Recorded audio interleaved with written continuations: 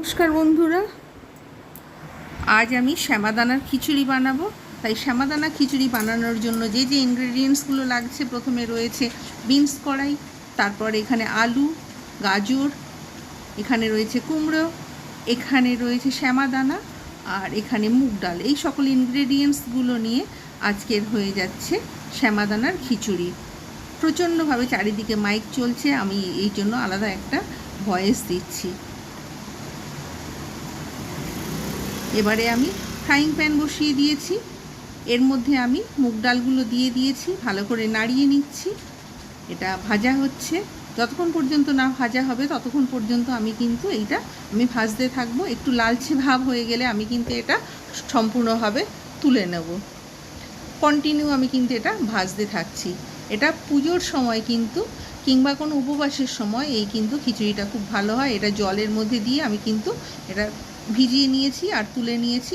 এখানে এই যে কুমড়ো, গাজর, আলু, বিনস করে আমি এইগুলো কিন্তু ভালো করে কেটে ভিজিয়ে আর পরিষ্কার করে রেখে দিয়েছি। এবারে কড়াতে তেল দিয়ে দিয়েছি, মেথি, শুকনো লঙ্কা, গোটা গরম মশলা এগুলো সব আমি ফোড়ন দিয়ে দিয়েছি যাতে সুন্দর টেস্ট হয় তার জন্য। এবং এটা নিরামিষ শ্যামাদানার খিচুড়ি, তাই যতক্ষণ পর্যন্ত একটা সুন্দর না স্মেল আসছে আমি ততক্ষণ পর্যন্ত কিন্তু আমি অপেক্ষা করব। এবারে আমি এতে সব রকম সবজিগুলো একসঙ্গে আমি দিয়ে দিলাম। যতক্ষণ পর্যন্ত না সুন্দরভাবে ভাজা হবে ততক্ষণ পর্যন্ত কিন্তু আমি এগুলো সুন্দরভাবে ভাজতে থাকবো। কন্টিনিউ আমি কিন্তু এইগুলো ভাজবো। দেখা যাচ্ছে যে এগুলো আমি কিন্তু ভাজতে থাকছি। এবার আমি একটু ঢাকা দিয়ে দিলাম যাতে এগুলো ভালোভাবে নরম হয়ে যায় এবং সুন্দর হয়ে যায়। ব্যাস, ঢাকা খুলে নিলাম, আবার ফের একটুখানি নাড়িয়ে নিলাম যাতে তলায় না ধরে যায় এবং স্মেলগুলো সুন্দর হয় এবং ভাজা ভাজা যাতে গন্ধ হয় তার জন্য আমি কিন্তু একটু নাড়িয়ে নিচ্ছি। এইবারে আমি এর মধ্যে ভাজা ডালগুলো দিয়ে দেবো, ভিজিয়ে রেখেছিলাম যে এইগুলো, সেগুলো দিয়ে দিলাম। যেহেতু সবজিগুলো ভাজা হয়ে গেছে তাই আমি এগুলো একসঙ্গে দিয়ে আমি সমানে নাড়তে শুরু করেছি যাতে না তলায় ধরে যায়। অল্প তেল দিয়েছি, একটু ঢাকনা দিয়ে দেবো, আবার ফের ঢাকনা খুলে দিলাম, খুলে দিয়ে আবার ফের এগুলো একটু নাড়িয়ে দেবো যাতে না তলায় ধরে যায়।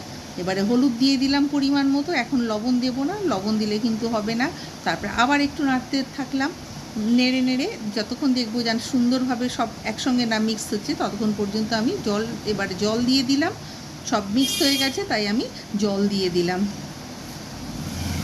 জল দিয়ে আমি এবারে নাড়িয়ে দিলাম যতক্ষণ পর্যন্ত না ডাল আর সবজিগুলো সেদ্ধ হবে ততক্ষণ পর্যন্ত কিন্তু আমি এটাকে ঢাকনা দিয়ে আমি এইরকমভাবে রেখে দেবো।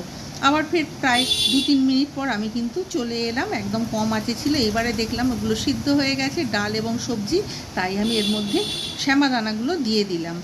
শ্যামাদানাগুলো দিয়ে এবারে আমি একটু নেড়ে দিলাম সব একসঙ্গে যাতে সুন্দরভাবে মিক্স হয়ে যায়।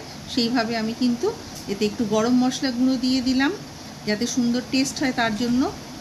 তারপরে আমি এবারে এইখানে একটুখানি লবণ দিয়ে দিলাম, যেহেতু সব সিদ্ধ হয়ে গেছে তাই লবণ না দিলে তো হবে না। তারপরে একটু পরিমাণ চিনি দিয়ে দিলাম, একটু টেস্টের জন্য জাস্ট পরিমাণ মতো লবণ এবং চিনি দিয়ে দিলাম। এবারে আর একটুখানি এর মধ্যে দিয়ে দিলাম রোস্টেড জিরে গুঁড়ো। জিরে গুঁড়ো দিলে কিন্তু এটা কিন্তু আমি ঘরে তৈরি করেছি। আর একটুখানি দিয়ে দিলাম ঘি, যাতে টেস্ট খুব সুন্দর হয় তার জন্য অল্প পরিমাণে ঘি আমি এর সঙ্গে মিক্স করে নিলাম। এবারে আমি এর মধ্যে আরেকটু চিনি দিয়ে দিলাম, মনে হলো যে আরেকটু চিনি দেওয়া দরকার তাই আমি চিনি দিয়ে দিয়েছি।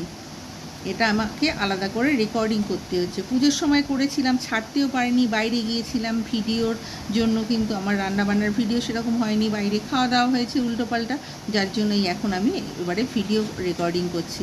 যাই হোক, তৈরি হয়ে গেল শ্যামাদানার খিচুড়ি। এটা যে কোনো উপবাসে কিংবা কোনো রকম পুজো পার্বণে আপনারা কিন্তু এই খিচুড়ি খেতেও পারবেন, ঠাকুরেরকে ভোগও দিতে পারবেন, আপনাদের যেমন ইচ্ছা সেটা আপনারা কিন্তু ইউজ করতে পারবেন।